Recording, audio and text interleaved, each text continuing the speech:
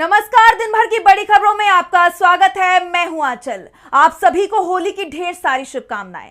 तो आज इस बुलेटिन में बात होगी मिडिल ईस्ट जंग में बुरी तरह फंसे अमेरिका और इजराइल की, बिहार की सियासत में बड़े उलटफेर की, देखेंगे असम चुनाव के लिए कांग्रेस ने किया क्या ऐलान, पश्चिम बंगाल में एसआईआर के खिलाफ क्यों सुप्रीम कोर्ट जाने की तैयारी में है टीएमसी, जानेंगे तमिलनाडु में कांग्रेस और डीएमके के बीच सीट शेयरिंग के किस फॉर्मूले पर बनी सहमति, और बुलेटिन के आखिर में देखेंगे कैसे देश की भावी महिला सीजेआई ने मोदी सरकार को दिखाया आईना। लेकिन दिन भर की तमाम बड़ी खबरों से पहले एक नजर आज की सुर्खियों पर। महाराष्ट्र राज्यसभा के लिए बीजेपी ने जारी की 4 उम्मीदवारों की लिस्ट। इनमें रामदास आठवले, विनोद तावड़े, माया चिंतामन इवनाथे और रामराव वडकुते के नाम हैं शामिल। पश्चिम बंगाल में 45 दिन में 7वां वेतन आयोग के लागू वादे पर छिड़ी बहस। सीएम ममता ने वादे को बताया भ्रामक, गृह मंत्री अमित शाह ने किया था ऐलान। कांग्रेस नेता जयराम रमेश का बड़ा बयान, कहा मुझे लगता है कि उत्तर कोरिया की संसद में बैठा हूं, हर बात पर मोदी मोदी करते हैं नेता। डॉलर के मुकाबले रुपया एक बार फिर हुआ कमजोर, 69 पैसे टूटकर 92 रुपया 18 पैसे पर पहुंचा। इजराइल ईरान युद्ध और कच्चे तेल की बढ़ती कीमत का दिखा असर। और शेयर बाजार में गिरावट, 1122 अंकों की गिरावट के साथ 79,116 पर बंद हुआ सेंसेक्स, तो वहीं 385 अंकों की गिरावट के साथ 24,480 पर बंद हुआ निफ्टी। ये तो थी सुर्खियां। अब बात आज की सबसे बड़ी खबर की। मिडिल ईस्ट में जंग तेज होती जा रही है। इजराइल और अमेरिका के खिलाफ ईरान ने आक्रामक रुख अपनाया हुआ है। एक तरफ उसके जवाबी हमले जारी हैं, जिससे इजराइल के साथ ही खाड़ी देशों में भी कोहराम मचा हुआ है। वहीं दूसरी तरफ देश की कमान किसे सौंपनी है, यह भी तय कर लिया गया है, जिससे बौखलाए इजराइल ने नई धमकी दे दी है। देखिए रिपोर्ट। अमेरिका और इजराइल ने पहले ही हमले में ईरान को बड़ी चोट दे दी। उसके सर्वोच्च नेता आयतुल्ला अली खामनेई की जान ले ली, जिसके बाद उन्हें भरोसा था कि ईरान को झुकाना अब आसान हो जाएगा। उन्होंने ईरान में भी वेनेजुएला की ही तरह कार्रवाई करने की कोशिश की, लेकिन यहां उनका दांव पूरी तरह फेल हो गया, क्योंकि ईरान ने न सिर्फ अमेरिका और इजराइल को करारा जवाब दिया, बल्कि कुछ ही दिनों में वो आंतरिक उथल-पुथल को भी शांत करने में सफल हो गया। ईरानी मीडिया रिपोर्ट में दावा किया गया है कि 88 मौलवियों वाली एक्सपर्ट्स असेंबली ने दिवंगत आयतुल्ला अली खामनेई के बेटे मुज्तबा को अगला सुप्रीम लीडर चुना है। यानी ईरान में अमेरिका की तख्तापलट की साजिश फेल हो गई है, और ईरान ने यह भी साफ कर दिया है कि वो इस जंग में सरेंडर नहीं करेगा, जिसके बाद इजराइल की बौखलाहट भी साफ दिखाई दी। जिस तरह इजराइल के रक्षा मंत्री इजराइल काट्ज ने धमकी दी है कि अली खामनेई के बाद ईरान में जो भी नया नेता बनेगा उसे भी खत्म कर दिया जाएगा, नाम या जगह से कोई फर्क नहीं पड़ता, इजराइल उसे ढूंढ लेगा। इस बीच दोनों तरफ से हमले जारी हैं। इजराइल का दावा है कि उसने एक IAF F-35I अदीर फाइटर जेट ने एक ईरानी एयरफोर्स याक 130 फाइटर जेट को मार गिराया। वहीं ईरान का कहना है कि उसने अमेरिका के सबसे घातक युद्धपोत USS अब्राहम लिंकन को भारी नुकसान पहुंचाया है। उसके हमले में कई अमेरिकी सैनिकों की जान चली गई। ईरान ने कुवैत में मिसाइलों की नई लहर लॉन्च कर दी। उसने ड्रोन हमले में सऊदी अरब की राजधानी रियाद में मौजूद CIA स्टेशन को भी निशाना बनाया है, जिससे स्टेशन का एक हिस्सा गिर गया और परिसर धुएं से भर गया। इस बीच यूनाइटेड नेशन के मानवाधिकार कार्यालय ने ईरान में एक लड़कियों के स्कूल पर हुए हमले की जांच कराने की मांग की है। इस हमले में 168 लड़कियों की जान चली गई थी। ईरान की सरकारी न्यूज एजेंसी इरना ने बताया है कि विदेश मंत्री अब्बास अरागची ने अपने रूसी समकक्ष सेर्गेई लावरोव के साथ फोन पर बातचीत की, जिससे अमेरिका के गलत मिलिट्री हमले के गंभीर नतीजों पर बात की जा सके। इसके साथ ही ईरान ने यह भी साफ कर दिया है कि वो अमेरिका के साथ कोई बातचीत नहीं करेगा और वाशिंगटन से उसका किसी भी तरह का संपर्क नहीं है, जिसके बाद माना जा रहा है कि मिडिल ईस्ट में फिलहाल बाजी पलट गई है। ईरान अमेरिका और इजराइल पर भारी पड़ रहा है। मिडिल ईस्ट में तनाव चरम पर है, तो बिहार की सियासत में भी उफान देखा जा रहा है। खबर है कि सीएम नीतीश कुमार को राज्यसभा भेजा जा रहा है, जिससे बीजेपी ने राज्य में आखिरकार अपना सीएम बनाने का रास्ता साफ कर लिया है। 5 मार्च को नामांकन के आखिरी दिन ये साफ हो जाएगा कि बिहार की अगली सियासी तस्वीर क्या होगी। ऐसे में सवाल है कि क्या नीतीश अपनी मर्जी से राज्यसभा जा रहे हैं या उन्हें सलीके से हाशिए पर धकेला जा रहा है। देखिए रिपोर्ट। बिहार की सियासत में एक बार फिर खेला होने जा रहा है। चर्चा तेज है कि नीतीश कुमार को राज्यसभा भेजा जा रहा है, यानी अब बीजेपी का बिहार में अपना सीएम बनाने का सपना पूरा होता दिख रहा है। जैसा आप जानते हैं कि बीजेपी चुनाव के दौरान बिहार में बड़े भाई की भूमिका में आने की फिराक में थी ताकि वो सीएम पद पर अपना दावा ठोक सके। बीजेपी ने हमेशा नीतीश के कद को सीमित रखने की कोशिश की। अब 5 मार्च को राज्यसभा नामांकन की आखिरी तारीख है और अटकलें हैं कि नीतीश कुमार खुद दिल्ली जाने को तैयार हो गए हैं। ये बीजेपी के लिए क्लीन स्वीप जैसा मौका है। सियासी गलियारों में चर्चा है कि क्या बिहार में भी महाराष्ट्र वाला खेल शुरू हो चुका है। पहले गठबंधन तोड़ना, फिर साथी को कमजोर करना और अंत में पूरी कमान अपने हाथ में लेना, बीजेपी की ये रणनीति अब बिहार में नजर आ रही है। लेकिन सवाल है कि क्या नीतीश सिर्फ एक सांसद की कुर्सी से मान जाएंगे? कयास है कि उन्हें मोदी कैबिनेट में कोई बड़ा भारी भरकम मंत्रालय दिया जा सकता है। अब अगर नीतीश केंद्र में जाते हैं तो बीजेपी बिहार में अपना मुख्यमंत्री बनाने का दावा मजबूती से ठोकेगी। संख्या बल उसके साथ है और संगठन की तैयारी भी पूरी है। सवाल यह है कि क्या नीतीश कुमार अपनी मर्जी से किनारे हो रहे हैं या बड़े सलीके से हाशिए पर धकेला जा रहा है। बिहार की राजनीति अब उस मोड़ पर है जहां सुशासन बाबू की पारी सिमटती दिखाई दे रही है और बीजेपी खेमे के लिए मुख्यमंत्री की कुर्सी का रास्ता साफ होता नजर आ रहा है। 5 मार्च की शाम तक तस्वीर साफ हो जाएगी कि बिहार की अगली सियासी तस्वीर क्या होगी। बिहार की सियासत में बड़े उलटफेर की आशंका जताई जा रही है। दावा किया जा रहा है कि बीजेपी ने आखिरकार महाराष्ट्र वाला खेल बिहार में खेलने की तैयारी कर ली है, तो असम में भी चुनाव की तैयारियां जोरों पर हैं। इसी कड़ी में कांग्रेस ने अपने 42 उम्मीदवारों की पहली लिस्ट जारी कर दी है। इस ऐलान के बाद गोगोई ने सीएम हेमंत बिस्वा शर्मा को विधानसभा चुनाव लड़ने की चुनौती दे दी है। देखिए रिपोर्ट। असम विधानसभा चुनाव को लेकर हलचल तेज है। चुनाव आयोग ने भले ही तारीखों का ऐलान नहीं किया है, लेकिन कांग्रेस ने अपने 42 उम्मीदवारों की पहली लिस्ट जारी कर दी है और इस लिस्ट ने राज्य की सियासत में हलचल मचा दी है। इस लिस्ट का सबसे चौंकाने वाला नाम सांसद गौरव गोगोई का है। कांग्रेस ने उन्हें जोरहाट सीट से मैदान में उतारा है। गौरव गोगोई फिलहाल असम कांग्रेस के अध्यक्ष भी हैं और अब गौरव गोगोई ने इस ऐलान के बाद मुख्यमंत्री हेमंत बिस्वा शर्मा को खुली चुनौती दे दी है कि वो उनके खिलाफ जोरहाट से चुनाव लड़कर दिखाएं। वहीं कांग्रेस ने अपने पुराने और भरोसेमंद चेहरों पर भी भरोसा जताया है।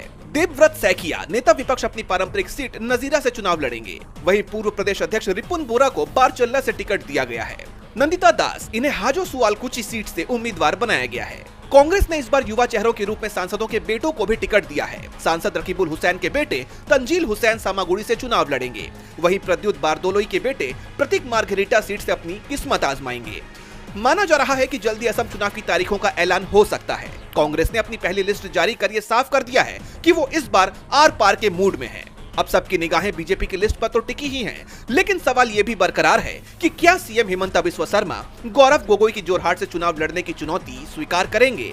असम से लेकर पश्चिम बंगाल तक चुनावी तैयारियों को लेकर सियासत गरमाई हुई है। पश्चिम बंगाल में एसआईआर को लेकर ममता सरकार और चुनाव आयोग के बीच टकराव बना हुआ है और अब सत्ताधारी दल टीएमसी सुप्रीम कोर्ट जाने की तैयारी में है। एसआईआर में धांधली को लेकर चल रही सियासी बयानबाजी के बीच टीएमसी ने चुनाव आयोग को बड़ी चेतावनी भी दी है। तो क्या है ये पूरी खबर, जानने के लिए देखिए रिपोर्ट। पश्चिम बंगाल में चल रही एसआईआर प्रक्रिया का विपक्ष लगातार विरोध कर रहा है और अब इस विरोध की चिंगारी इतनी तेज हो गई है कि बीजेपी और चुनाव आयोग उसमें पूरी तरह से झुलसते नजर आ रहे हैं। और अब एसआईआर में एक ऐसा घोटाला सामने आया जिसे लेकर टीएमसी ने सुप्रीम कोर्ट जाने का फैसला लिया है। पार्टी ने एक्स पर पोस्ट किया कि हमने दस्तावेजी सबूत पेश किए हैं जिनसे पता चलता है कि फॉर्म 6 और फॉर्म 7 में अनियमितताओं से 9 लाख से अधिक मतदाता प्रभावित हुए हैं। 19 जनवरी की शाम को जारी बुलेटिन और 28 फरवरी को प्रकाशित सूची मेल नहीं खाती। ये गड़बड़ियां मामूली नहीं है बल्कि व्यवस्थित है। जब चुनावी रिकॉर्ड बिना किसी स्पष्टीकरण के बदले जाते हैं तो ये अनजाने में की गई गलतियां नहीं होती। हम इन नए निष्कर्षों को सर्वोच्च न्यायालय के समक्ष रखने के लिए पूरी तरह तैयार हैं। सच्चाई दबी नहीं रहेगी। मतदान के अधिकारों को कमजोर करने के प्रयासों को दृढ़ता से, कानूनी रूप से और लगातार चुनौती दी जाएगी। जैसे आप जानते हैं कि विपक्ष कई बार एसआईआर में धांधली के सबूत दे चुका है, जिससे बीजेपी और चुनाव आयोग की टेंशन बढ़ी हुई है। इस बीच अब टीएमसी की इस नई चुनौती ने बीजेपी और आयोग के लिए एक बड़ा गड्ढा खोद दिया है, जिसमें दोनों कभी भी गिर सकते हैं। खैर, अब देखना ये होगा कि चुनाव आयोग टीएमसी के इस वार से कैसे बचता है। पश्चिम बंगाल में चुनाव आयोग की मुश्किलें बढ़ सकती है, जबकि तमिलनाडु में कांग्रेस और डीएमके गठबंधन को बड़ी राहत मिली है। दोनों दलों के बीच सीट शेयरिंग पर मची खींचतान खत्म हो गई है। कांग्रेस अध्यक्ष मल्लिकार्जुन खड़गे ने सीएम स्टालिन से बात कर सीट शेयरिंग का फॉर्मूला सुलझाया है, जिसके बाद चुनाव की तैयारियों में तेजी आने की उम्मीद जताई जा रही है। तो क्या है कांग्रेस और डीएमके का सीट शेयरिंग फॉर्मूला, देखिए इस रिपोर्ट में। तमिलनाडु विधानसभा चुनाव के लिए डीएमके और कांग्रेस के बीच गठबंधन पर सहमति बन गई है। कांग्रेस अध्यक्ष मल्लिकार्जुन खड़गे ने तमिलनाडु के मुख्यमंत्री एमके स्टालिन से फोन पर बात कर इस चुनावी डील को अंतिम रूप दिया है। डीएमके के साथ कई राउंड की बातचीत के बाद सीट शेयरिंग पर मुहर लग गई है। कांग्रेस को राज्य की 28 विधानसभा सीटें दी गई हैं। पार्टी पहले 35 सीटों की मांग पर अड़ी हुई थी, जबकि डीएमके उसे 25 से ज्यादा सीटें देने के लिए तैयार नहीं थी। इसके चलते मामला कश्मकश में फंसा हुआ था। लेकिन 4 मार्च को होली के मौके पर खड़गे ने सीएम स्टालिन से फोन पर बातचीत की, जिस दौरान दोनों के बीच सीट शेयरिंग पर बात बन गई। जैसा कि आप जानते हैं कि तमिलनाडु की कुल 234 विधानसभा सीटों में डीएमके ने 25 विधानसभा सीटों के साथ एक राज्यसभा सीट का अंतिम ऑफर दिया था, जिसे कांग्रेस ठुकरा चुकी है। कांग्रेस किसी भी सूरत में 30 सीटों से कम पर लड़ने के लिए तैयार नहीं थी। ऐसे में पार्टी ने डीएमके के साथ सीट शेयरिंग का फॉर्मूला सुलझाने के लिए पूर्व केंद्रीय मंत्री और वरिष्ठ नेता पी चिदम्बरम को जिम्मा सौंपा था, जिसके बाद चिदम्बरम ने स्टालिन सहित डीएमके के तमाम वरिष्ठ नेताओं से बात की। उसके बावजूद बात नहीं बन सकी। फिर खड़गे ने खुद स्टालिन से बात करके सीट शेयरिंग को फाइनल कर दिया। दोनों दलों के बीच सीटों के चयन और संख्या को लेकर पिछले कुछ दिनों से चर्चा चल रही थी, लेकिन अब इस रणनीतिक फैसले के साथ ही तमिलनाडु की चुनावी जंग में विपक्षी खेमे के मुकाबले सत्ताधारी गठबंधन ने अपनी स्थिति साफ कर दी है। तमिलनाडु में कांग्रेस और डीएमके में सीट शेयरिंग फाइनल होने के बाद बीजेपी की चिंता बढ़ती नजर आ रही है। वैसे उसकी टेंशन एआई समिट में यूथ कांग्रेस के प्रदर्शन को लेकर भी बनी हुई है। यूथ कांग्रेसियों को जेल भेजा गया, लेकिन अब यूथ कांग्रेस प्रमुख उदय भानु चिब समेत सभी कार्यकर्ताओं की रिहाई हो गई है। और रिहाई के बाद उदय भानु चिब ने खुद को राहुल गांधी का सिपाही बताया, तो वहीं सरकार को चेतावनी भी दे दी। जानने के लिए देखिए रिपोर्ट। दिल्ली की तिहाड़ जेल से इंडियन यूथ कांग्रेस के अध्यक्ष उदय भानु चिब और दूसरे कार्यकर्ताओं की रिहाई हो गई है। जेल से बाहर आते ही चिब ने मोदी सरकार के खिलाफ मोर्चा खोल दिया। उन्होंने साफ शब्दों में कहा कि वो राहुल गांधी के सिपाही हैं और किसी भी दमनकारी कार्रवाई से डरने वाले नहीं हैं। जेल के बाहर उनके समर्थकों का भारी हुजूम उमड़ पड़ा। कार्यकर्ताओं ने ये जवानी है कुर्बान, राहुल गांधी तेरे नाम के नारे लगाए। राहुल जी के सिपाही हैं, डरने वाले नहीं हैं। ये जवानी है कुर्बान, राहुल गांधी तेरे नाम। मीडिया से बात करते हुए उदय भानु चिब ने कहा कि देश हित में संघर्ष करना हमारे लिए गर्व की बात है।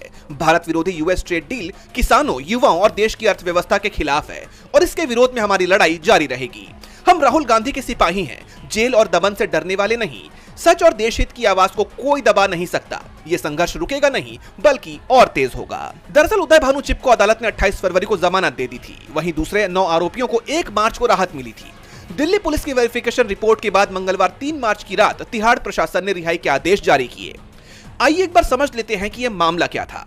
हाल ही में दिल्ली में आयोजित एआई समिट के दौरान युवा कांग्रेस ने एक अनोखा विरोध प्रदर्शन किया। युवा कांग्रेस के कार्यकर्ताओं ने शर्टलेस होकर भारत अमेरिका अंतरिम ट्रेड डील का विरोध किया। पुलिस ने इस मामले में उदय भानु चिब समेत कई कार्यकर्ताओं को गिरफ्तार किया था।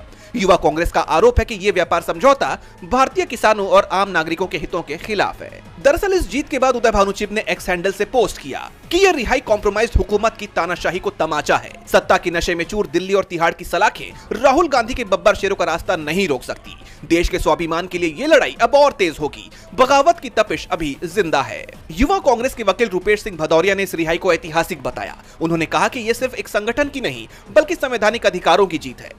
हालांकि अदालत ने जमानत के साथ कुछ शर्तें भी लगाई हैं, जैसे चिब को किसी भी यात्रा से पहले कोर्ट को सूचित करना होगा और जांच में सहयोग करना होगा।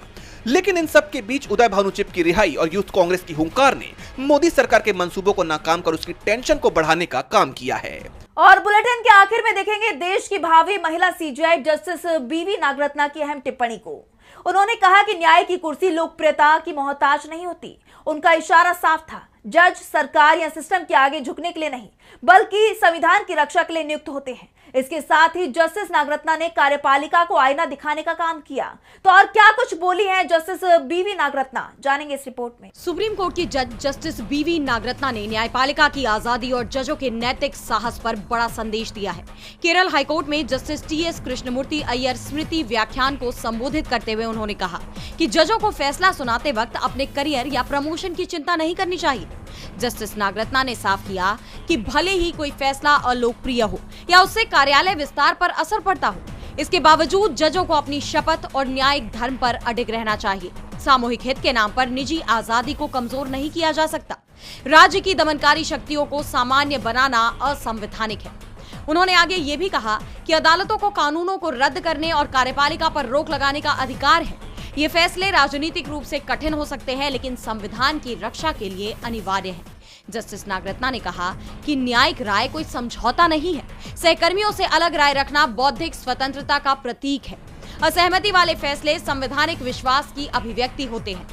माना जा रहा है कि ऐसा कहकर जस्टिस नागरत्ना ने साफ तौर पर यह मैसेज देने की कोशिश की है कि न्यायपालिका सरकार के आगे झुकने के लिए नहीं, बल्कि संविधान की हिफाजत करने के लिए होती है और एक ही रोस्टर में असहमति होना सामान्य बात है। जैसा कि आप जानते हैं कि जस्टिस बीवी नागरत्ना साल 2027 में भारत की पहली महिला CJI बनेंगी और उससे पहले उनके संबोधन की ये बातें काफी चर्चा बटोर रही हैं। तो आज इस बुलेटिन में बस इतना ही। आप देखते रहिए DV लाइव। नमस्कार।